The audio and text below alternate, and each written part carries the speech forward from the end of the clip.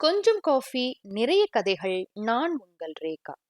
பானிபூரி இதுதான் முதல்ல நான் எழுதின ஒரு பக்க கதை. இப்ப அந்த கதைக்குள்ள போலாமா? காலை நேர பரபரப்பு. கோயம்பேடு பஸ் நிலையம். தனது பைக்கில் ஒருவர் வருகைக்காக ஆவலுடன் காத்திருந்தான் சிவா. மதுரையில் இருந்து வந்த பேருந்து நேரத்திற்கு வந்து சேர்ந்தது. சிவா விரைவாக ஓடிச் சென்று அந்த பேருந்தின் அருகில் நின்றான். காதில் தண்டட்டி, பின் கொசுவ சேலை, கோடாளி கொண்டை, 2 கைகளிலும் பை. சிவாவின் பாட்டி மெதுவாக இறங்க முயன்றார்.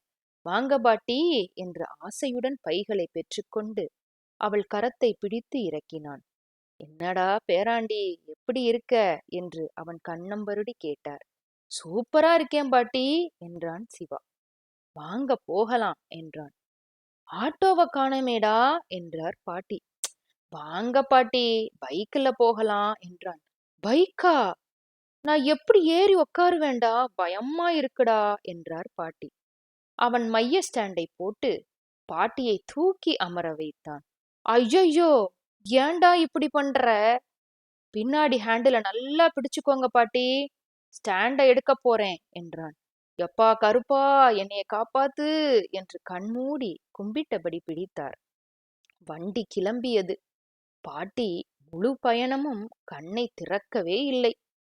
கருப்பசாமியை நினைத்தபடியே பயணம் செய்தார்.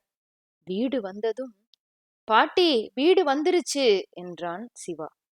டேய், இனிமே பைக்ல வரவே மாட்டேன். என் கருப்பந்தான் உசுரோட கொண்டு வந்து என்னை சேர்த்திருக்காரு என்றார் பாட்டி.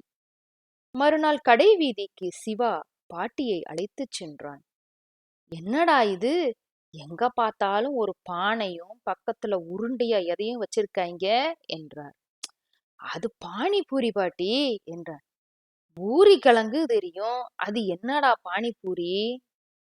குட்டி பூரிக்குள்ள தண்ணிய ஊத்தி கொடுப்பாங்க என்றான் சிவா. ஐயையோ, வேணாம்டா என்றார் பாட்டி. வாங்க பாட்டி என்று இழுத்துச் சென்றான். பையா, ஒரு பிளேட் பானிபூரி என்றான் சிவா. என்னடா பையா பொய்யான்னு? அண்ணே, ஒரு பிளேட் கொடுங்கன்னு சொல்லு என்று செல்லமாக தட்டினார் பாட்டி. பூரிக்குள் கிழங்கு வைத்து கார தண்ணீர் ஊற்றி கொடுத்தான் கடைக்காரன். வாய கொஞ்சம் தர பாட்டி என்றான் சிவா. பாட்டி வாயை திறந்ததும் ஒரு பூரியை அவர் வாயில் போட்டான். எதிர்பாராத பாட்டி திணறிப் போனார். எப்படி இருக்கு பாட்டி என்றான் சிவா. மெல்ல மென்று, வாய் புண்ணா போச்சுடா.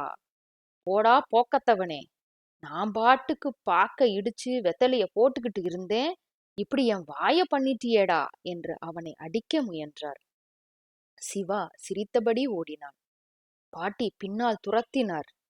இங்க இனிமே பார்த்தேன் தொலைச்சு விடுவேன் தொலைச்சு என்று பானிபூரி கடைக்காரனையும் பார்த்து சொல்லிக்கொண்டே ஓடினார்.